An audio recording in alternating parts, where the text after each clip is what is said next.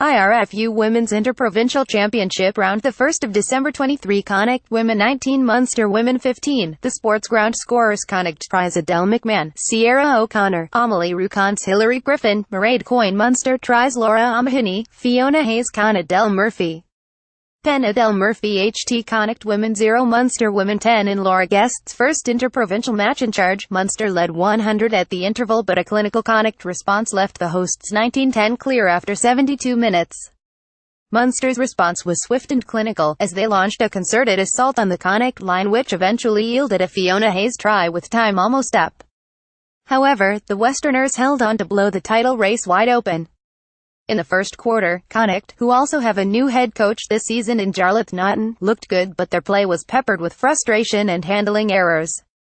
Munster were more clinical and they touched down through live wire winger OMahony in the 13th minute, with Edel Murphy converted. Niamh Kavanagh, Chloe Pearce, Ciara Griffin, Rachel Allen and Anya Staunton all caught the eye early on. Murphy extended the lead with a penalty from in front of the posts, 9 minutes shy of half-time. CONNACHT scrum half Shannon Lane's defensive efforts were the measure of any loose forward on the pitch during the opening half, and she was instrumental in snuffing out 2 Munster scores during that period. Munster's clinical conviction in and around the fringes was causing major headaches for CONNACHT, who scrambled well, but began to fracture and fray. Given the wealth of territory Munster had in the second quarter, they would be rightly disappointed to have only 10 points in the bank, but with CONNACHT yet to trouble the scoreboard, Guest's chargers were well positioned. CONNACHT were much improved when they emerged for the final 40 minutes. In the first half, CONNACHT were guilty of trying to shift unsecure ball and contact, spraying passes under pressure behind support runners, but the timing tweaks for the second half suggested nothing wrong with dressing room calibration, and Swiss makers would do well to get hold of the 10-minute transcript. Front rowers Laura Feely and Ciara OConnor played their own game in tandem beyond the set piece, a duet masterclass for any tight forwards with designs on the back line. Flankers Grain Egan and Edel McMahon assumed the cover defensive role vacated by the tenacious Lane, and standing out half Hillary Griffin silenced any and all of her critics with an executive performance to rival any corporate high-flyer. Tactical kicking was talk vocal and defense admirable, but Griffin's greatest virtue was finding the right bodies off both hands at pace, well supported. McMahon's smart tap penalty 2 meters out for CONNACHT's first try gave the 230-strong Terrace something to roar about. Then, Alison Miller, Feely and the ever-present O'Connor combined for CONNACHT's second after 67 minutes in the left corner, before Loch Amelie Roux's bullocking twist from 2 meters out notched up the hosts' third. Munster spent most of that spell defending, and a few wayward kicks handed possession straight back to CONNACHT.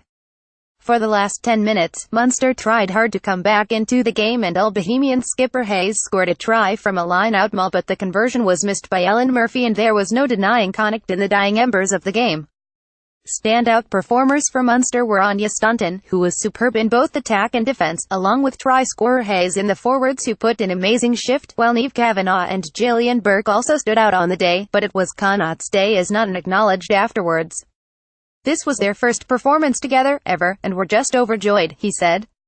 We've trained well, we've soaked up the info, worked out the set-piece stuff and largely improved every session, but until you play it out in live competition, the success or failure of those systems remains one of rugby's great unknowns. We struggled for 30 minutes, and then smashed it for 50. That's a pretty good shift in the grand scheme of things for a first day out. It just took 30 minutes for the girls to get to know each other. Ulster Women 10 Leinster Women 34, Dromore RFC scores Ulster tries Eliza Downey, T. McGuire Leinster tries Amy Clark 3, Lindsay Peat, Michelle Claffey, Susan Foncon Anya Donnelly 2 HT Ulster Women 0 Leinster Women 10 Leinster began the defence of their interprovincial title with a solid and deserved 3,410 bonus point win over Ulster in Dromore today. Adam Grigg's side are a very impressive outfit and were made work hard for their victory by a gallant Ulster team. Ulster, who are coached this year by Derek Suffern, Davy Chambers and James McBriar, played with massive heart and resilience from the first whistle to last and spent the first 20 minutes on the front foot in Leinster territory. Frustratingly, the home side could not find a gap in the blue wall. Leinster led 100 at the break following tries from Amy Clark and Lindsay Peat out wide on the right. Ulster had been tight and controlled in that first half and tried to limit Leinster's opportunities, but they were being tested to the limit by the probing Leinster side. Early in the second half, centre Michelle Claffey sliced through to stretch the lead further with a fine try, converted by Anya Donnelly, and the advantage was becoming ever clearer. Nonetheless, Ulster managed to hit back with a 5-pointer from former Ireland winger Eliza Downey. There was a glimmer of hope for the hosts as the gap was slightly more manageable at 175. Their hard-working pack drew huge inspiration as cook hooker Beth Cregan led impressively from the front.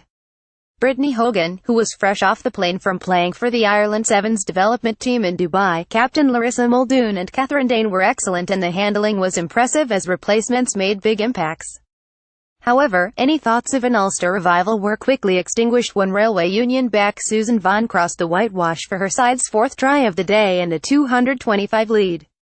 Excellent teenage winger Clark scored her second and third tries of the day before the end, one of which was converted by Donnelly. To their credit, Ulster never dropped the heads and kept doing the right things right to the end. They were rewarded with a late try from impressive replacement T. McGuire.